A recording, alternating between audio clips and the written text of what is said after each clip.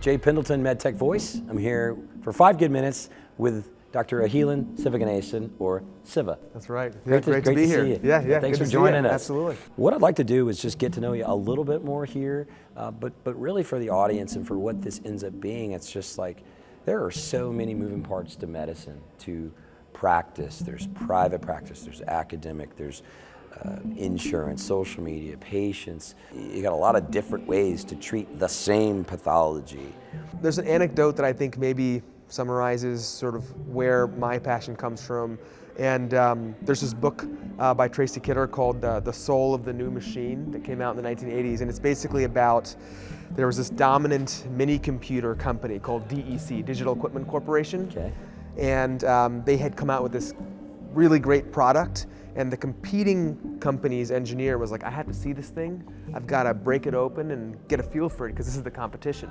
So he secretly goes into the main company's warehouse and breaks open this thing. And this is the moment that relates to healthcare, is that he's looking at the circuit board for this mini computer from the 1980s, and he's staring at it.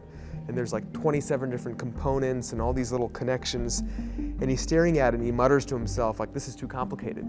And then he's staring at it and he realizes that in the design of the circuit board, he can see a schematic of the organizational chart of the company.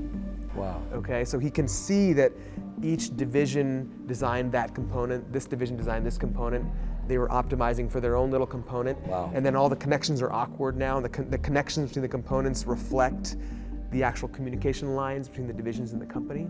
So it was a profound thing where he could see the organizational design of the company in the design of the circuit board. That's brilliant. Right?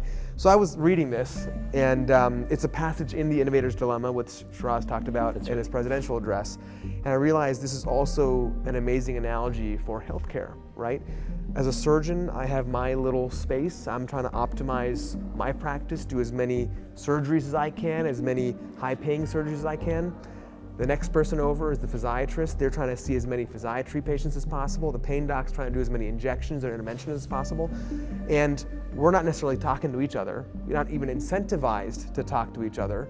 And so the patient's journey for the spine condition can feel a lot like the crazy labyrinth of this circuit board. Wow. And so so the analogy I give too, it's like if you ever go abroad and you're at one of these sort of street markets, and you're walking through, and every booth, it's like, hey, you want some of these coconuts? Yes. Or hey, you want some of these little craft pieces? Sure. That's what it feels like for a patient, right? Every stop in the journey is a specialist trying to peddle their goods. As a caregiver to my dad, we went through what you're describing. Yeah. The run around, getting bounced around, infectious disease, spine, pain management, and really having zero peace of mind and no answers. Yeah. And it's hard. Yeah. What do we do? But that's the other analogy I think that we've chatted about a little bit, which is this idea of you're hacking your way through a jungle, and you got a team of guys, and you got machetes, and most of what spine research and R&D and meetings are about is making a better machete. A better machete. How do we sharpen this machete? How do we change the handle? How do we train, the techniques on how we use the machete, right? And then that's great, we need to do that. But some people need to climb up the trees above the canopy, look ahead and say, are we even in the right jungle to start with, right?